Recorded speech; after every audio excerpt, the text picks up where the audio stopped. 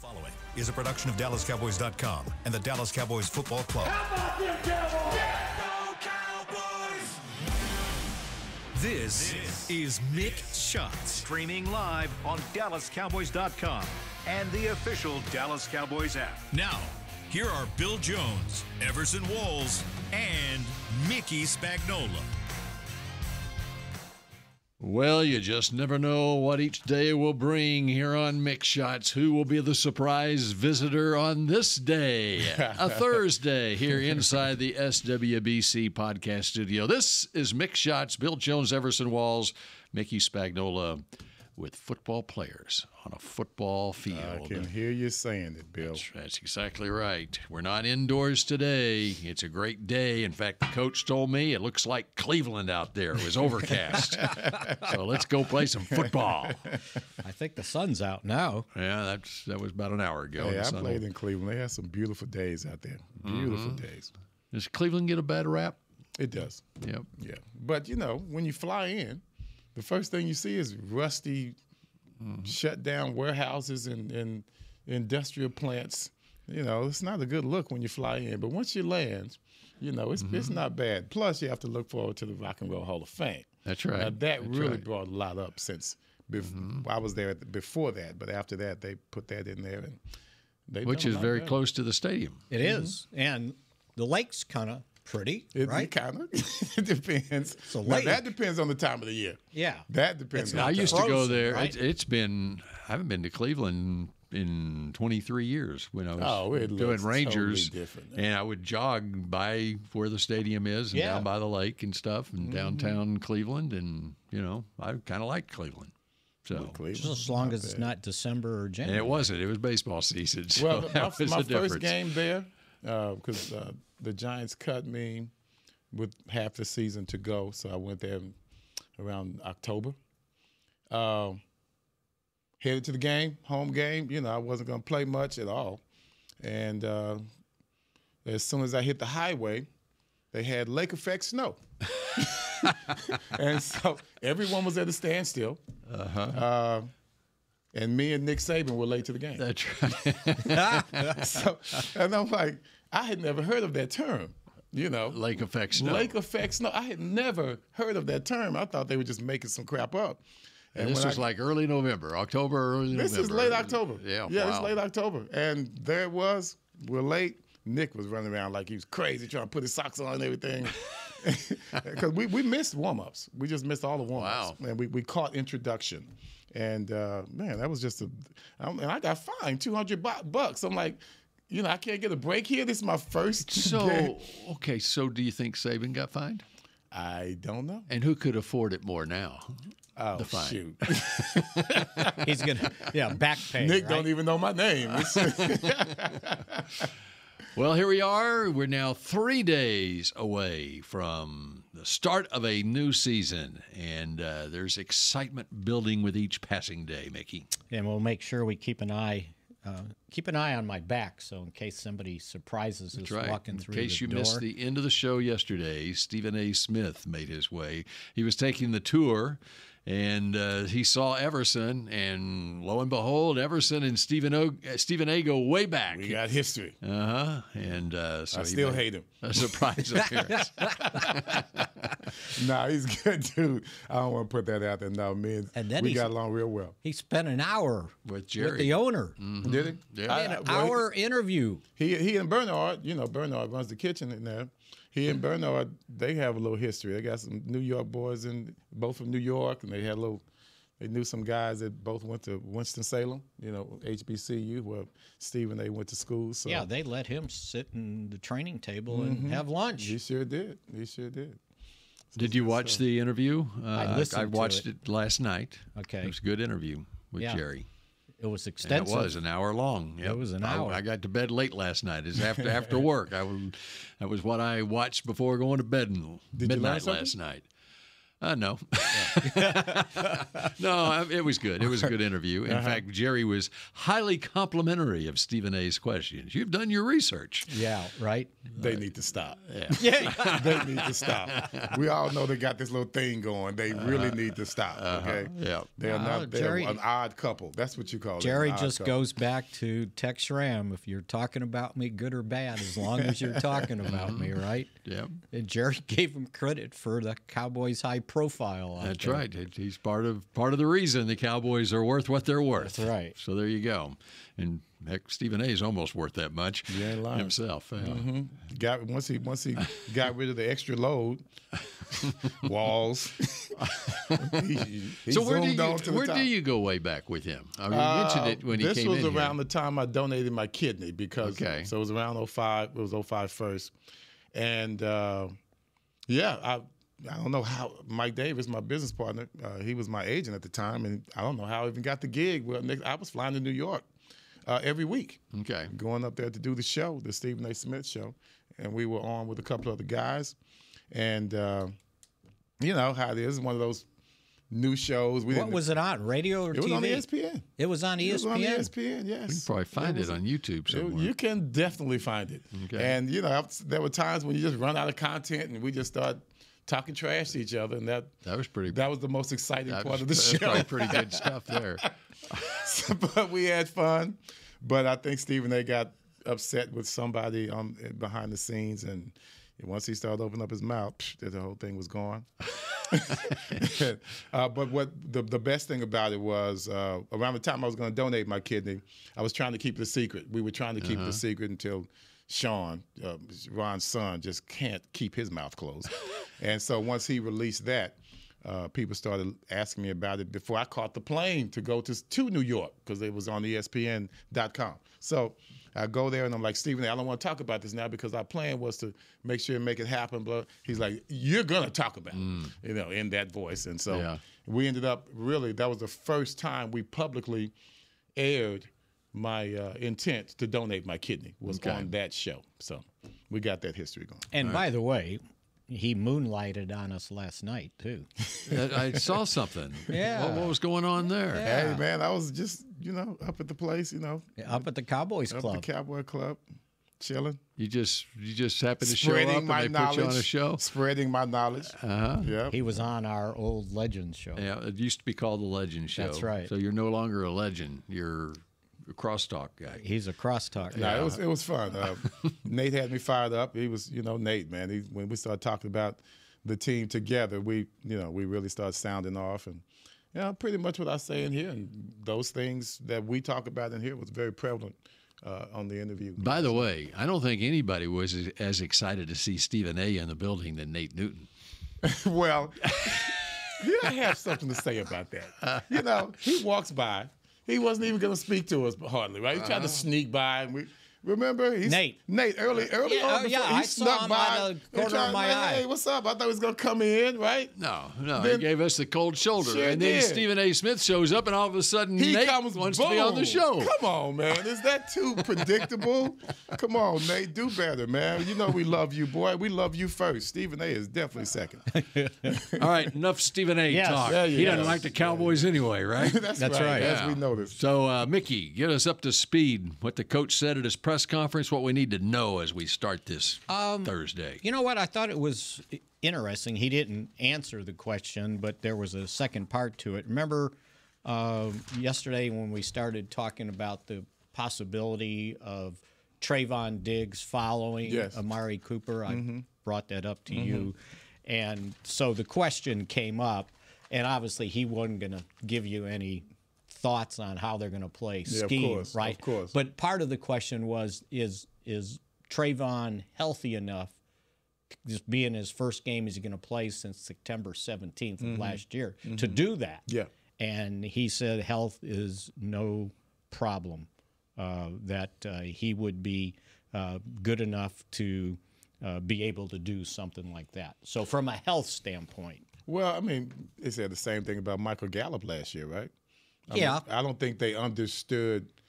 But right. I think they, like any player, you gamble on, hey, man, I hope you're ready. you know, we did everything we could. We fixed your knee up, you fixed up your ligaments, and so, you know, I hope everything's going to be okay. I'm hoping that he's able to ramp up sooner. Talking about Terrence Steele, right? Yeah. He said he feels much better this year than last year. Yes, absolutely. So, but he wasn't talking about not feeling well last year. Like I'm ready to go, right? So you're ready to go until it's time to go. That's right. So, you know, I'm just hoping Trayvon is all the way healthy, as healthy as he can be. He didn't start really full practice until when in training camp? Oh, it was easily midway through. At least I was midway, there the first 2 weeks, and he had not practice. And it was basically that the second Rams joint practice where he had the interception was where right. And I think that was him when just he watching was from afar. finally back in pads and actually taking part in team. And Mike pointed out that's not much time. That today will be a very important practice for him because they'll be in pads and they'll have competitive periods. So he'll get a better gauge of maybe just. So as you talk about that, that's close proximity from just getting in pads to now I'm going to be following Amari Cooper all around. Well, remember how Trayvon got hurt. It wasn't during a game. No, it was practice. That's right. Last year. And so you can understand why you're taking baby steps as we go along. That's and now and that's why I'm taking baby steps mentally in regards to thinking that he can do So this. it'll be interesting what they decide. It really will be. Or if they'll say, okay, Kalen Carson, have at it, big boy. Well, let's look at this. The fact that the Browns, we know they're going to run the ball, but the fact that we're not necessarily respecting their running game with Chubb being out, maybe we could expend the safety to, you know, kind of keep an eye out. Yeah.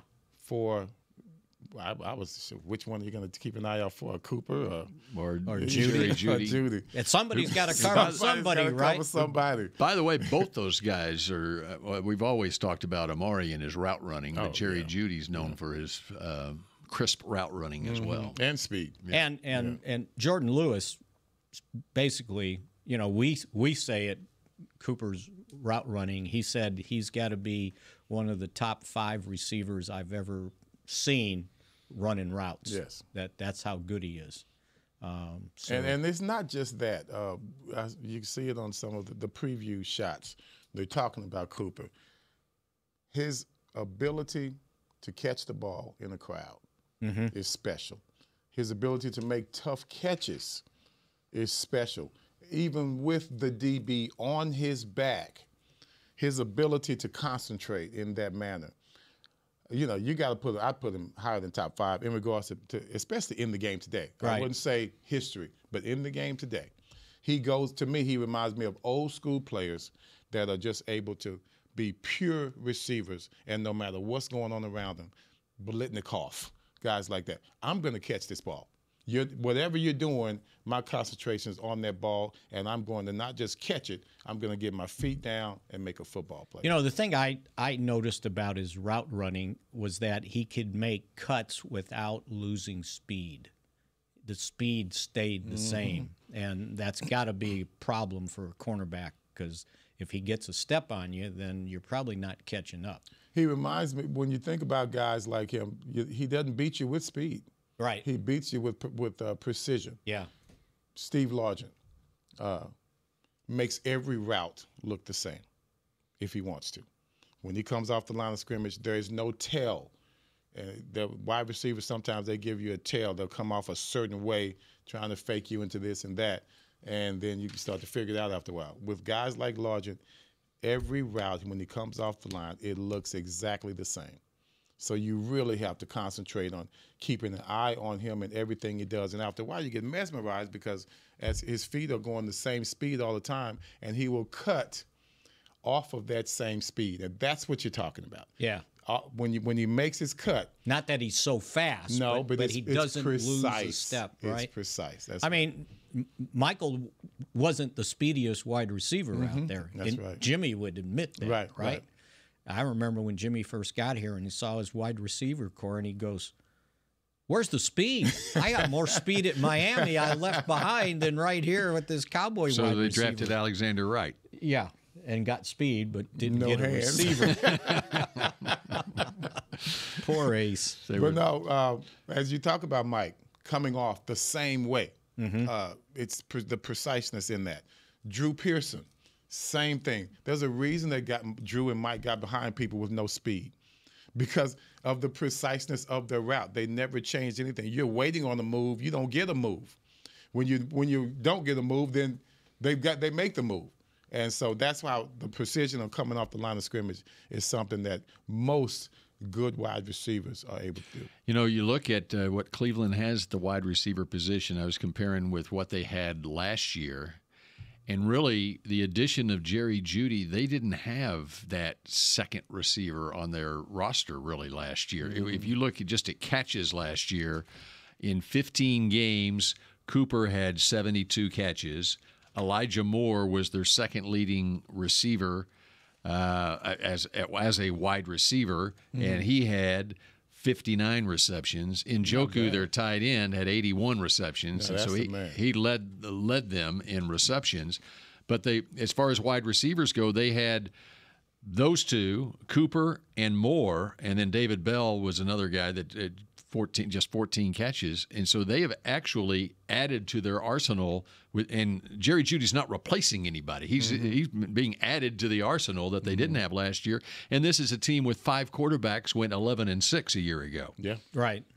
So and one was kind of coming off his couch. Yeah, Joe Flacco. Yeah. So, and then you look at Watson; he had 6 starts last year. They went 5-1 in his starts.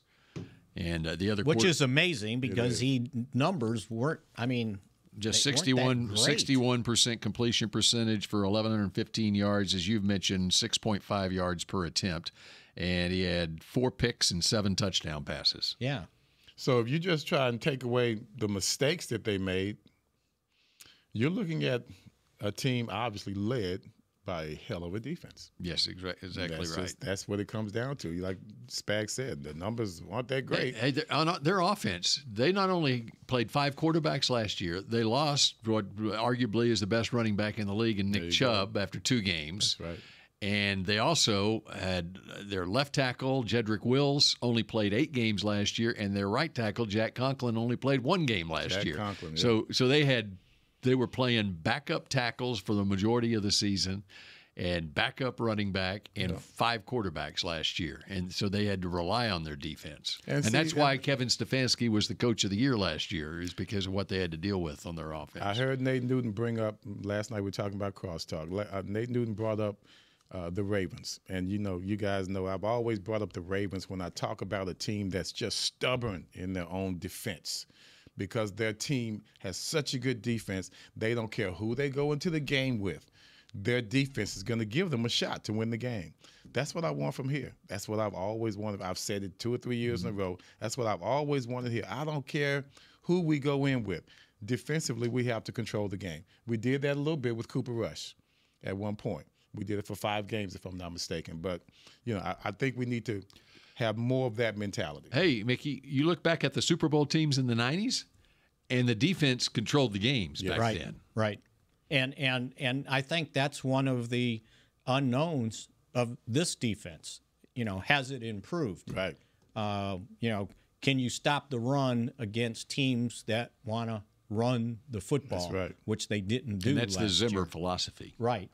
Controlling the game. And that's why I like seeing on the depth chart that there were 3 linebackers lined up. Yeah. So you got to be able to have a defense that can stop the offense no matter what they're trying to do. No matter what they're trying to do. And now that also comes from preparation. That also comes, Nate talked about it last night as well. I mean, you have people out there calling out your plays sometimes before the ball's even snapped. We should be that defense. I mean, I'm sure every offense has a tell. Every offense has a pattern that they have. I'm sure Zimmer has told them, like, when this happens, then we all need to yell out whatever needs to happen, what adjustments we need to make. So this team needs to have not just one player that can do that, but there needs to be a core of players that would recognize right away what's going on. He spoke about the Giants doing that. I was there. I saw it. The guys know what's going on. Carl Banks is going to call it out. Pepper Johnson's going to see it. They're going to pass it over to LT. Leonard Marshall's already there, and we're stopping them. It's a cerebral game. That's why Eric Kendricks is going to make a big difference what I'm in this defense. See, that's where when I'm watching. Because after they lost Van Der Esch,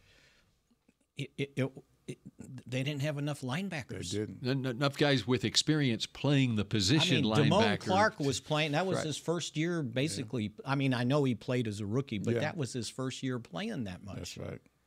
They were short of linebackers, and that's why, it came up in the press conference. The last time these two teams met was 2020, and I think Cleveland ran for 500 yards.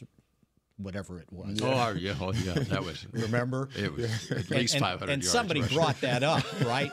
And it's like, did you show them what the Browns like to do? And McCarthy goes, well, we're more dealing with now. That was back then. Right. And I'm thinking, yeah, that's when Mike Nolan was the defensive coordinator, and this defense was not very good. Mm-hmm. Whatever scheme they were trying to play, it was I can't even remember if they were trying to do some 3-4 things and 4-3 stuff, and they were just miserable. Yeah, you have to worry or wonder with this Cleveland team, will they still continue to run the ball 25, 30 times a game? Right. 35.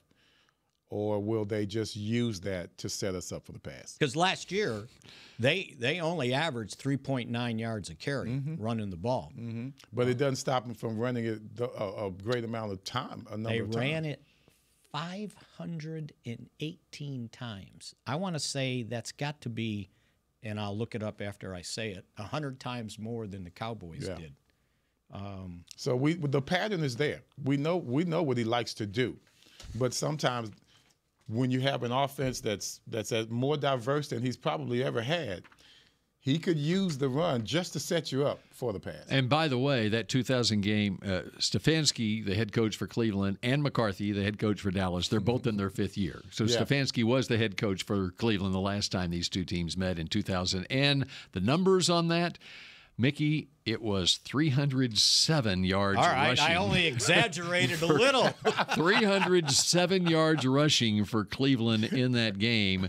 They did not have a individual 100-yard rusher. Dearness Johnson had 95 yards on 13 carries. Kareem Hunt had 71 yards on 11 carries. Nick Chubb had 6 carries for 43 yards. Dontrell Hilliard had 5 carries for 19 yards. And get this, Odell Beckham Jr. had 2 carries for 73 yards and a touchdown. And once again, the setup. It's the setup. The preparation. You use the running game to set them up for the passing game, and for the trick plays. By the way, Dak Prescott threw 58 passes in that game. He was 41 out of 58 for 502 yards passing for the Cowboys in that game, a loss 49-38. It was sealed by an Odell Beckham Jr. 50-yard run for a touchdown with 3:25 left in the game that sealed it for Cleveland. Cowboys ran it 468 last year, so that's not bad, actually. Okay. We're just getting started here. We got much more to get to. It's getting you ready for the Cowboys and the Browns when Mix Shots continues in a moment. Miller Lite is brewed with great taste and only great taste. The Miller Brewing Company would like to issue a correction. Miller Lite is brewed to be less filling. What are you doing here? Miller Lite tastes great. Look, I'm just reading the script. It says less filling. That's not what my script says. Well, mine says... We'd like to apologize for the previous announcers. Miller Lite is in fact less filling and tastes great. Time to shine, legal guy. Celebrate responsibly. Milwaukee, Wisconsin. Beer. 96 calories and 3.2 grams carbs per 12 ounces. Fewer calories and carbs than premium regular beer. Fall is here, and that means football is back, bringing all the delicious game day foods with it. As you prep for all the big games, tailgates, and watch parties, let Yo Quiero be your one-stop destination for all things home gating. Yo Quiero's fresh, flavorful, ready-to-serve guacamole, made with real Hass avocados, will score taste bud touchdowns as you cheer on the Cowboys. Yo Quiero's wide range of mouth-watering and versatile products can be found in your local grocery store's produce or deli section. Grab some today. The Medal of Honor is our country's highest military award for valor in combat. More than 40 million individuals have served in the armed forces since the Civil War. Fewer than 4,000 have received the Medal of Honor. The National Medal of Honor Museum will be a place to preserve these legacies and inspire America. It's being built right next door to the Dallas Cowboys in Texas. Help us honor our country's greatest heroes. Learn more and get involved at mohmuseum.org. I'm Dak Prescott, quarterback of the Dallas Cowboys. And they snap it to Prescott, who looks right. It's not there. He escapes left. He'll run for a first down. Just like football, when it comes to crypto, it's important to have a team you can trust. With blockchain.com, I know I'm in good hands. Since 2011, they've been trusted by millions around the world to buy, sell, and trade cryptocurrency. Prescott's going to run this himself.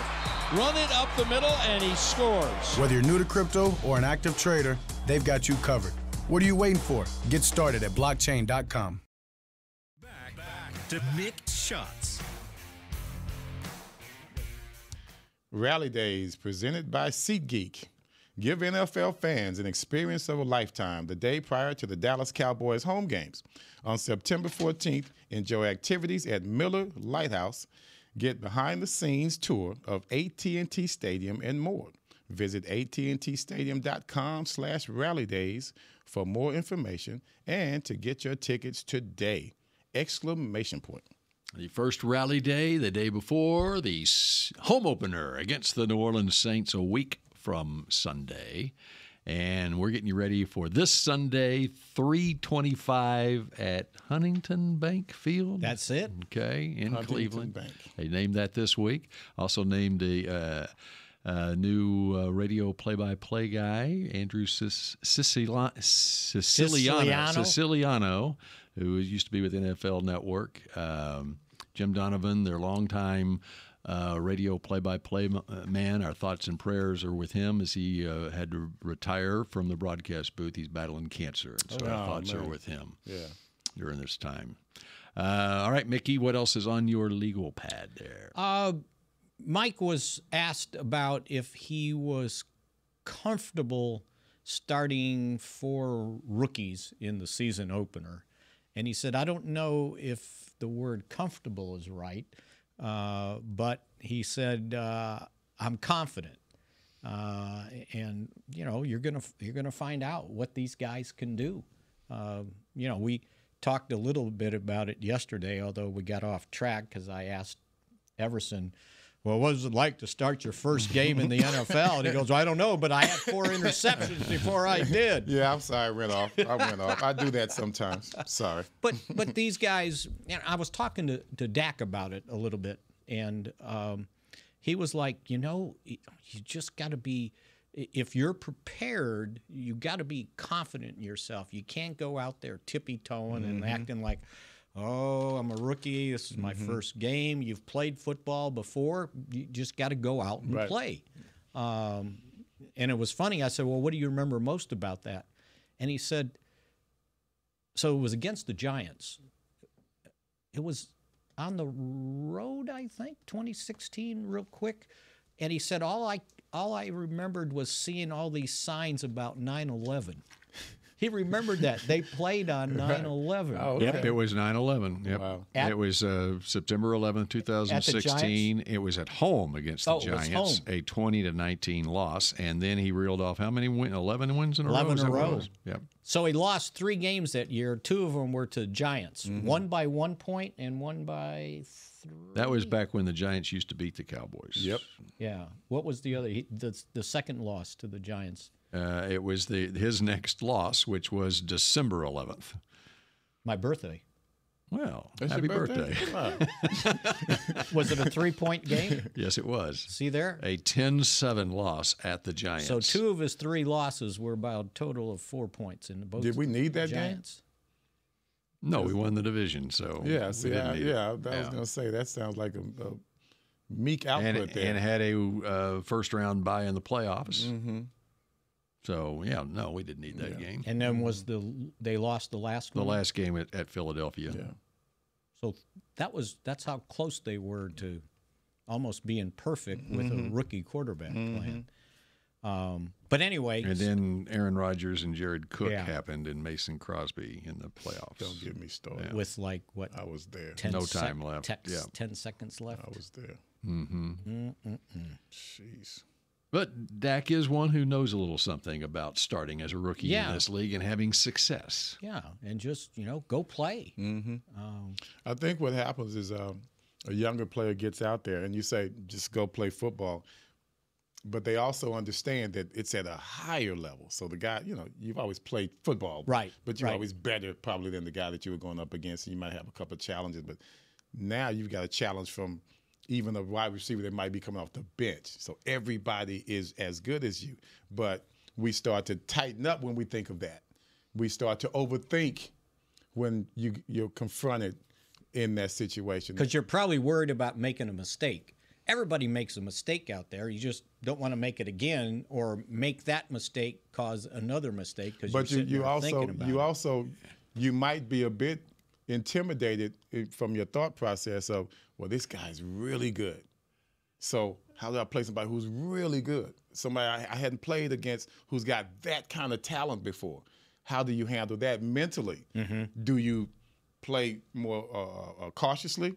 Or do you get too aggressive? That's where you have to kind of. What's interesting is this matchup against this Cleveland defensive line for the two rookies for the Cowboys is how veteran a unit it is for Cleveland. I mean, we're talking, okay, Myles Garrett. He's Myles Garrett. He's a 5-time Pro Bowler, and he'll be 29 in December. God, he's still young, man. But on the other side, you got Zadarius Smith, who turns 32 this week. Okay, your interior guys, Shelby Harris is 33 years old, and Dalvin Tomlinson is 30 years old. And then they signed Quentin Jefferson in the offseason. He's 31 years old. So it's like everybody that they line up against on that defensive line, no matter what the matchups are, it's going to be a guy with old man strength. who's 29 or over, basically, and with at least 5-6 years experience in the league. That's like a kid. That's what the kids are up against this week. And against your father. And he's born a day after me.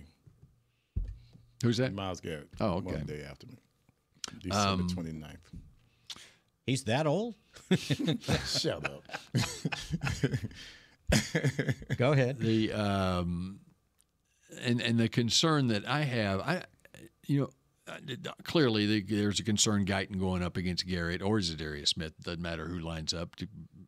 The concern I have with Guyton is the lack of experience that he had even at the collegiate level.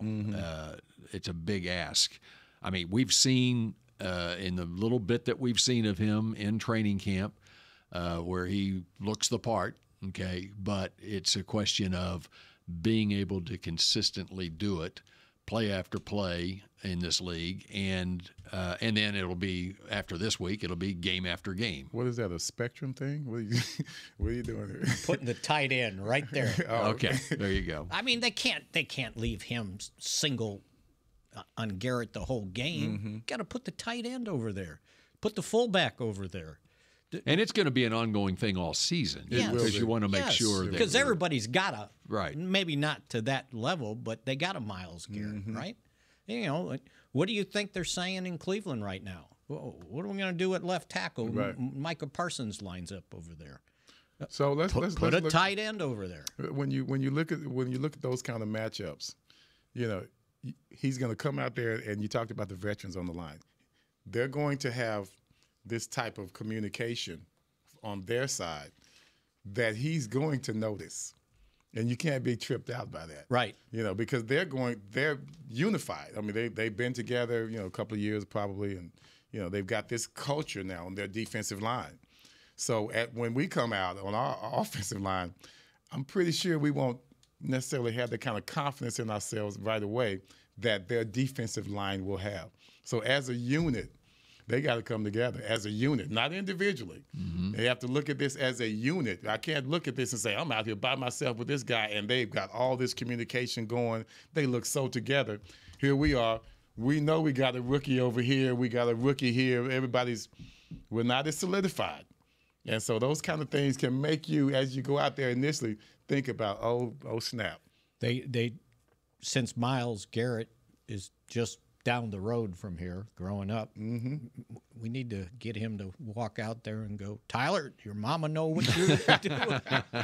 And just spur that thing on. Right. Let's get this thing going. You know, the other thing that Dak pointed out, we were just shooting the breeze, he was talking about how these players today are more adept to dealing with the atmosphere of the big stadiums. He goes, especially since the transfer portal in college, guys that were playing small college, they transfer into a bigger school, and all of a sudden 65,000 people at Huntington Bank Field is not intimidating because they've played in that before.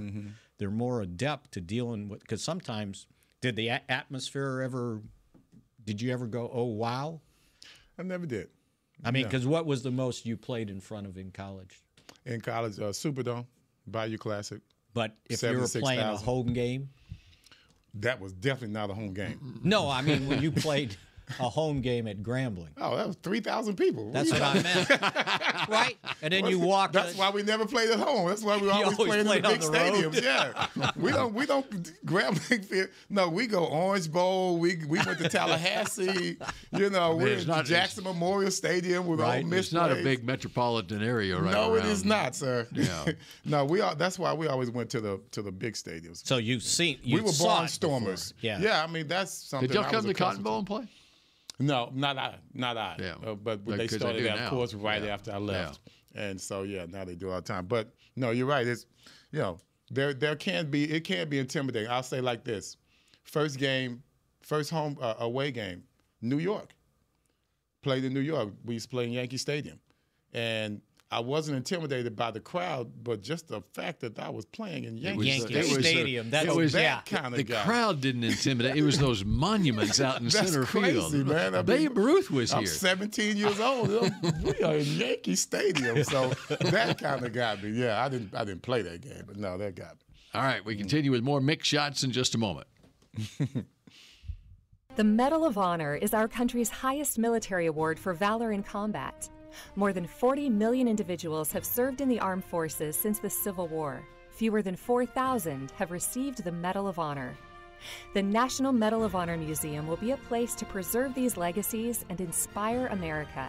It's being built right next door to the Dallas Cowboys in Texas. Help us honor our country's greatest heroes. Learn more and get involved at mohmuseum.org. Miller Lite is brewed with great taste and only great taste. The Miller Brewing Company would like to issue a correction. Miller Lite is brewed to be less filling. What are you doing here? Miller Lite tastes great. Look, I'm just reading the script. It says less filling. That's not what my script says. Well, mine says. We'd like to apologize for the previous announcers. Miller Lite is in fact less filling and tastes great. Time to shine, legal guy. Celebrate responsibly. Milwaukee, Wisconsin. Beer. 96 calories and 3.2 grams carbs per 12 ounces. Fewer calories and carbs than premium regular beer. Fall is here, and that means football is back, bringing all the delicious game day foods with it. As you prep for all the big games, tailgates, and watch parties, let Yo Quiero be your one-stop destination for all things home gating. Yo Quiero's fresh, flavorful, ready-to-serve guacamole, made with real Hass avocados, will score taste bud touchdowns as you cheer on the Cowboys. Yo Quiero's wide range of mouth-watering and versatile products can be found in your local grocery store's produce or deli section. Grab some today. I'm Dak Prescott, quarterback of the Dallas Cowboys. And they snap it to Prescott, who looks right. It's not there. He escapes left. He'll run for a first down. Just like football, when it comes to crypto, it's important to have a team you can trust. With blockchain.com, I know I'm in good hands. Since 2011, they've been trusted by millions around the world to buy, sell, and trade cryptocurrency. Prescott's going to run this himself. Run it up the middle, and he scores. Whether you're new to crypto or an active trader, they've got you covered. What are you waiting for? Get started at blockchain.com. Back to Mick Shots. Come shop at the Star in Frisco on Saturday, September 28th from 10 a.m. to 4 p.m. at the Flea Style Market at the Star, presented by Maker Place by Michaels. Feature 50-plus local makers offering art, fashion, home decor, jewelry, and kids' items. Market at the Star is always a favorite. Admission is free. Visit thestardistrict.com for more info. All right, field position is going to be a key in this game, too. We were talking, just continuing our conversation on those young linemen. You don't want to be backed up your own end of the field, and it's going to be hard. Don't get too close to the dog pound. That's right, yeah. I think I'm more worried about their home field attitude by the Browns than I am probably anything else. They only lost one game there last year. That's what I just playing at home, they feel like they have a huge advantage. And how will we, this is one of those games like early on in the season, obviously, to where we need to test ourselves. This is going to be a big test and see how we play with our backs up against the wall against a team that is a great matchup for us. And it wasn't just any team beating them at home. They got beat by Baltimore. Mm-hmm. So they also beat Baltimore. In fact, that was the last game. That was at Baltimore. They won 33-31. Yeah. The reason I looked at that game was that was the last game that Deshaun Watson played in. Mm-hmm. And they actually fell behind 17-3 early in that game, and they came back and won 33-31. But you could tell, even in that game, watching Deshaun Watson, that he was having issues with his shoulder. Mm-hmm. I mean, he had kind of a funky throwing motion during that game, and he wound up being lost for the rest of the season and had shoulder surgery. So that's one of the intriguing things is what is Watson going to look like now? So let's look at that. I mean, Watson's going through his stuff, the controversy, the legal problems, coming in here with turnovers and not being able to play up to his true ability, and they still won. Mm-hmm. So you got to look at how tough-minded this team is. That's why that worries me more than anything. It's not the matchups; it's the tough-mindedness, how they play at home. And I gotta say, this coach is a pretty damn good coach. He can motivate the heck out of these guys. Speaking of coaches, that's interesting. I love looking at just the matchup of coaches and stuff. Okay, yeah, Kevin Stefanski, who is in his 5th year as the head coach at Cleveland. You know where he was before that. He was with Mike Zimmer in Minnesota. Oh, shit. Okay. I didn't realize that. Here we go, baby. And so he was with the Vikings from 2006. He preceded Zimmer at Minnesota, and Zimmer kept him on the staff when he became the head coach in 2014. And so he was with him through 2019, and he got the Cleveland job in 2020. So they obviously know each other very well. That's a nice nugget there, buddy. That's something right there. Was he the he was a variety of positions, and I believe he may have been in scouting to start with. But once Zimmer was hired as the head coach, he was the tight ends coach. In 2014 and 15, he was the running backs coach. In 16, he was the quarterbacks coach in 17 and 18, and the offensive coordinator in 2019. That's a tough one there. So, that's something there. That's a nugget right there, Bill. There's another little nugget. No one's even talked about that in the press conference or anything? No. That's interesting, man. There's another little nugget. Their new offensive coordinator, Ken Dorsey, who, of course, was with Buffalo last year and was let go in the middle of the season. And then Joe Brady took over, and Buffalo went on their running the football more. Yeah, we know. We remember. Yeah, exactly. Well, Dorsey, you probably recall, he was in college, a great quarterback at Miami, led the Hurricanes to the national championship. Right. And but then he was a 7th-round draft pick of San Francisco in 2003. So who was Ken Dorsey's offensive coordinator in San Francisco in 2005? It was Mike McCarthy. And actually, Dorsey started 2 games for McCarthy in 2005, won one of those games. It was a juggernaut offensive display in which San Francisco kicked 5 field goals to win the game with 15 points. So that's the history of Mike McCarthy and their offensive coordinator, Ken Dorsey. So you like that's good you nuggets like right there, buddy. I like that. And by the way, in Mike McCarthy, we taped the Mike McCarthy show today, and I brought up the fact that Jim Schwartz, the defensive coordinator, they go way back when Schwartz was the head coach with the Lions, which was, when was he?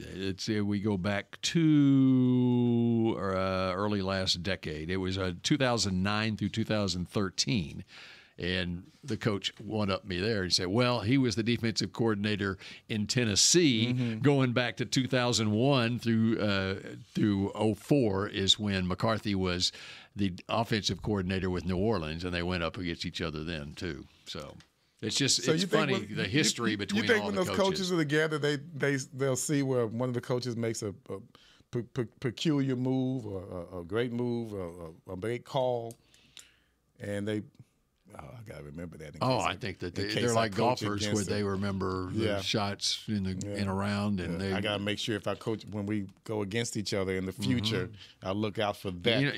You've seen like Sean McVay, Lincoln Riley, where they'll do little games with a reporter will say, okay, 2014, it was 3rd and 10 with 2 minutes left in the third quarter. What play did you were playing the Titans or whoever, and what play did you call? And their recall is just unbelievable. That's the way coordinators are. So but then you've got one of his coaching mates sitting right next to him thinking, yeah.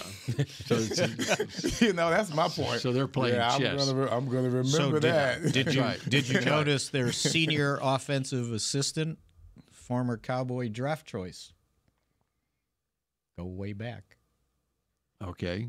Bill Musgrave. That's right, Bill Musgrave. He looks a lot older than he did when the Cowboys had him here 30 years ago. He's living in Cleveland. He's been around. Yeah, Bill Musgrave. He's been a quarterback coach, an offensive coordinator, I believe. How old is he? Well, it was 1990 or so? 91, I want to say. So 33, so he's 55 years old now. Oh, okay. I want to say he might have been like a third-round draft choice. Oh, he's young. And he didn't make the team. He was young. I remember, you know what I remember? And that's why I looked at his picture, I'll go, oh, man, he's aged. Of course, he looked at my picture and said the same thing. Okay, Mick. It wasn't 91. What does Mickey looking up? I was just trying to see when he was drafted. The thing I remember, though, he was a rookie. They were at it's Mickey's show. They can do whatever he wants to do. They were at the ranch, and he was in the car with his parents. He was in the back seat. His dad was driving. Dropping him off at school. It was. I said, "Oh, this guy's really young." Right? All right, got a couple more minutes to go here, Mickey. We're running out the clock. 2-minute warning goes to both benches. You got anything else for us? We're doing four corners now, buddy. Yeah, we're like Georgetown. I just wanted to see what year he got drafted. That was a good little nugget, though. No, there was. No, it wasn't. It wasn't first. Now we're just really reaching past it. Well, I set the bar high with my Stefanski Zimmer one. So there you go. All right. Anything else, Mickey? You know what? I think we've about covered You've it. run out of steam. Yeah. Okay. Oh, we're 2 hours. We're 2 minutes over. 2 minutes? Yeah. I know. That's why I was sitting there going, okay, Mickey, we're wrapping things up now. You keep looking at the media guy. We're going to go keep looking. We're going to look at other things now. All right. That does it for this week, for this show today. Tomorrow, what a big, fabulous football Friday it will be. Everson, you got to come with your picks tomorrow. Yes, sir. I'm ready, baby. Picks to click. And by the way, we got football tonight. Oh, that's right. Kansas City Thursday and Baltimore and tonight. Friday. And then we got in Brazil. You've got the game tomorrow night between Philly and Green Bay. And 3:25 Sunday at Huntington Bank Field in Cleveland. It's all starting. So these guys are going to be safe in Brazil? I mean, I'm serious, man. I don't know. They're beefing up security. Stay on the team bus and stay at the hotel. Don't leave the hotel. Order room service. Room service. That's right. Yeah. All right. So that does it for Mixed Shots today. We'll shout at you again 1991. Tomorrow.